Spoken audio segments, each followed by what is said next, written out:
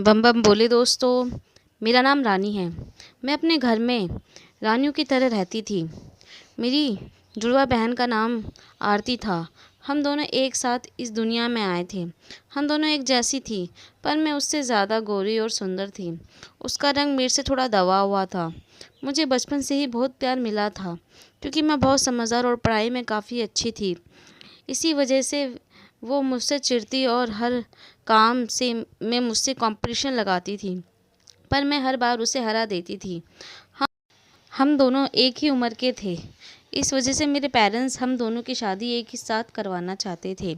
मुझे भी कोई दिक्कत नहीं थी, पर मैं अपनी बहन की सोच को लेकर डरती थी कि कहीं वो इस मामले में भी कोई कंपटीशन न लगाए। इसलिए मैंने पहले उसके लिए लड़का ढूंढने के लिए कहा और बोला, आप मुझे लड़का मत दिखाना, मैं आपकी मर्ज़ी से कहीं शादी कर लूँगी।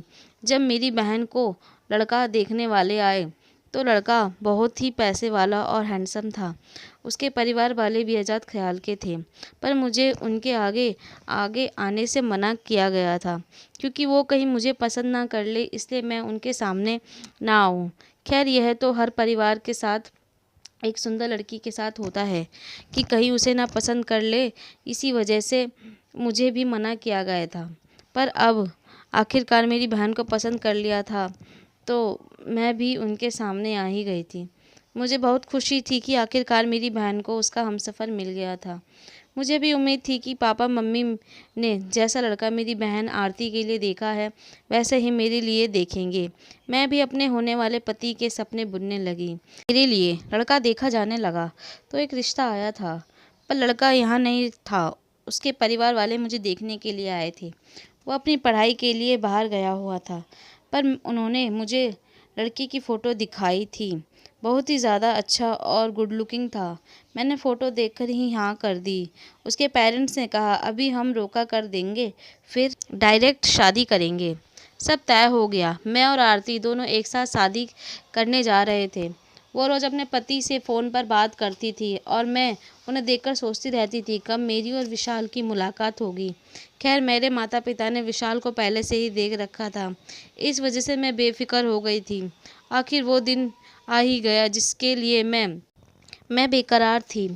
मैं तैयार होने के लिए पार्लर गई हुई थी। तभी मेरी दोस्त शिवानी का बार बार मुझे कॉल आ रहा था। पता नहीं क्यों कॉल कर रही थी, क्या बात करनी थी, पर मैंने जैसे ही उसका फ़ोन उठाया उसका कॉल कट गया। मैं सब से इतरा इतरा कर कह रही थी, आखिर मैं आज अपने दूल्हे को देख ही लूँगी। उससे ज़्यादा तो मैं ही सुंदर लगूँगी, और जैसे उसने मुझे परेशान किया है ना, मैं भी शादी के बाद उसे जल्दी से अपने हाथ नहीं लगाने दूँगी। ऐसा भी क्या बिज़ी होना, अपनी होने वाली बीवी को एक बार भी नहीं मिला और ना देखा।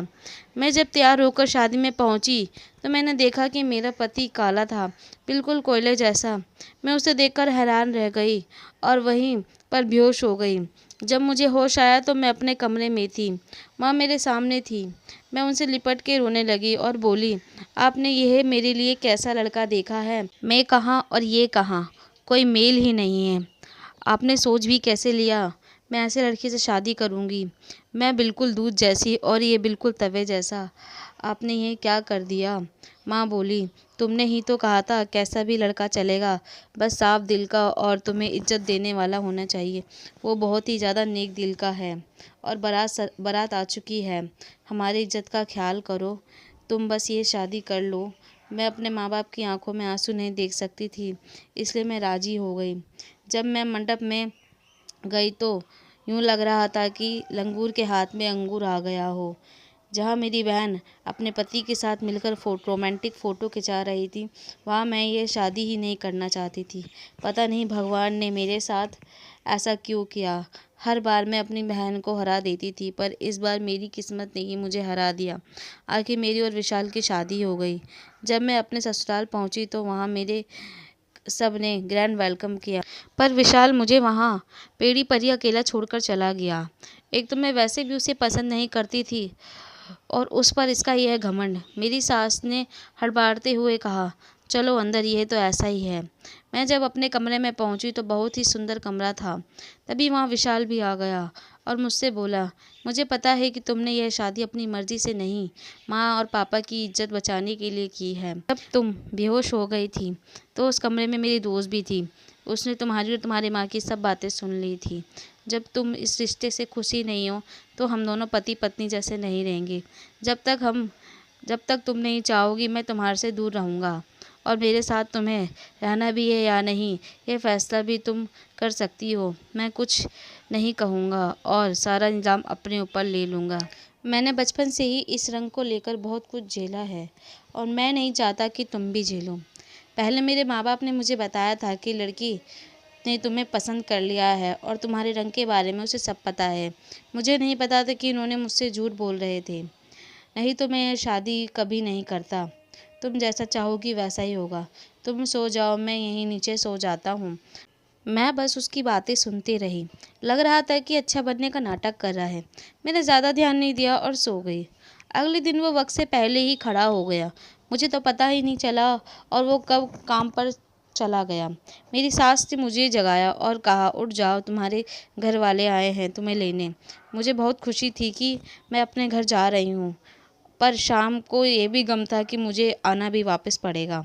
मैंने जब विशाल के बारे में पूछा तो वह बोली, वो तो सुबह ही काम पर चला गया, खुद ही सब कुछ बन कर लेता है, किसी को परेशान नहीं करता। तुम्हें एक हीरा पति मिला है। मैं मन में सोच रही थी, हीरा या हीरे की खान में से कोयला। ऐसे तारीफ़ें कर रही थी जैसे उनके लड़के जैसा इस दुनिया में कोई लड़का ही ना हो। मैं तैयार होने चली गई। जब मैं अपने मायके पहुंची तो आरती और उसका पति वहां पहले से ही था। सच में दोनों पार्वती और शिव जैसे लग रहे थे और मैं अकेली आई थी। सब वहाँ विशाल को पूछ रहे थे पर मैं नहीं चाहती थी कि वो यहाँ आए। मुझे आरती और उसके पति से अब जलन होने लगी थी, पर शायद मेरी किस्मत में अकेला रहना ही लिखा था। तभी हमारे घर की डोरबेल बजी। विशाल दरवाजे पर था, पर वो यहाँ क्यों आया था? बहुत से सवाल मेरे मन में थे। जब वो अंदर आया तो बोला, पग फेरे की रस्म में मुझे भी आना था। मुझे कुछ अर्जेंट काम था इसलिए मैं साथ नहीं आ पाया। विशाल शायद ये नहीं चाहता था कि लोग मेरे बारे में बातें बनाएं। अभी शादी हुई है और लड़की को अकेले भेज दिया, इसलिए वह आया था। खैर अब आ ही गया था तो मुझे भी अच्छा लगा। फिर जब मैं अपने घर चले जाने लगी तो विशाल ने फिर से कल रात का सवाल पूछा। मैंने सोच रखा था इसलिए मैंने जवाब भी देना सही समझा। मैंने इस रिश्ते को 6 महीने दिए। अगर मुझे सब ठीक लगा तो मैं शादी को निभाऊंगी, अगर नहीं तो मुझे अलग कर दोगे। मुझे पता था कि वो हाँ ज़रूर कहेगा, इतनी सुंदर पत्नी जो मिली है, पर मैंने मन में कुछ और भी चल रहा था। मैं उसे 6 महीने में इतना परेशान करूँगी कि वो मुझसे अलग खुद ही हो जाएगा। कुछ दिन तो सब ठीक रहा, फिर मैंने उसे परेशान करना चालू कर दिया। कभी उसकी चाय में मिर्च डाल देती तो कभी उसके इम्पोर्टेंट पेपर फाड़ देती, और जो कुछ भी सास मुझे कोई काम करने को देती तो मैं कोई सा भी काम सही से नहीं करती। सब लोग मुझसे परेशान होने लगे थे, पर कोई भी मुझे कुछ नहीं बोलता था। एक दिन मेरी बहुत ज़्यादा तबीयत ख़राब हो गई। मुझे डेंगू हो गया। मुझे डॉक्टरों ने जवाब दे दिया था, कोई कोई कुछ भी नहीं कर सकता था। मुझे खून की उल्टी होने लगी, पर विशाल ने मेरा साथ नहीं छोड़ा। मुझे बच्चे की तरह संभाला और मेरे पेरेंट्स को उम्मीद दिलाता रहा कि जल्द मैं उसे कुछ नहीं होने दूंगा। उसने पता नहीं कौन कौन से मंदिरों में माथा टेका, नंगे पाँव चलकर गया। दिन रात बस मेरी ही सेवा में लगा रहता था। ना कुछ खाता था ना कुछ पीता था। जब उसे अपने पैर दबाते हुए देखती थी तो यकीन नहीं होता था कि मैंने इसके साथ इतना सब कुछ किया है, यह फिर भी मेरे साथ खड़ा है। माँ सही बोलती थी, विशाल एक बहुत ही नेक लड़का है, और ये उसने साबित भी कर दिया। उसने दिन रात करके मुझे ठीक कर दिया। मुझ में आखिरकार इम्प्रूवमेंट्स दिखे और मैं ठीक हो गई। जब मैं ठीक होकर घर पहुंची तो मेरे आगे कुछ कागज़ पड़े हुए थे। मैंने कहा, ये क्या है? उसने कहा, 6 महीने पूरे हो चुके हैं, अब तुम अपना फैसला कर सकती हो। मुझे यकीन नहीं हो रहा था कि अभी भी वो इस बात पर खड़ा था। उसने कहा, तुम अपना फैसला सुना सकती हो और तुम्हें कोई कुछ नहीं कहेगा। तुमने मेरी इतनी सेवा करी और फिर भी अपनी मर्यादा नहीं छोड़ी। कोई होता तो यह कहता, मैंने तुझ पर इतना पैसा लगाया है, तू अब कहीं नहीं जाएगी। मैंने विशाल के आगे कागज़ फाड़ दिए और कहा, अब इसकी कोई ज़रूरत नहीं है, मैं तुम्हें छोड़कर कहीं नहीं जाऊंगी। अगर अब तुम्हें छोड़ूंगी तो मुझे पाप लगेगा, मैं अपनी किस्मत खुद ही फोड़ लूँगी। सच कहते हैं सब, किसी की सूरत मत देखो, सबकी सीरत देखो। मेरा दिल तुमने जीत लिया, मुझे माफ़ कर दो। मैंने पिछले कुछ महीनों में जो कुछ भी किया है, जो कुछ भी कहा है, उसे भूल जाओ और हम एक नई शुरुआत करते हैं। उसने मुझे कुछ नहीं कहा और गले लगा लिया और रो के कहने लगा कि मुझे लगा आज मैं तुम्हें खो दूंगा, पर शायद इस बार मेरी किस्मत को मुझ पर दया आ गई। फिर हम दोनों पति पत्नी की तरह रहने लगे।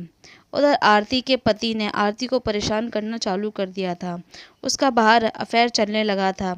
जब मुझे पता चला तो मैं विशाल को लेकर उसके घर पहुंची।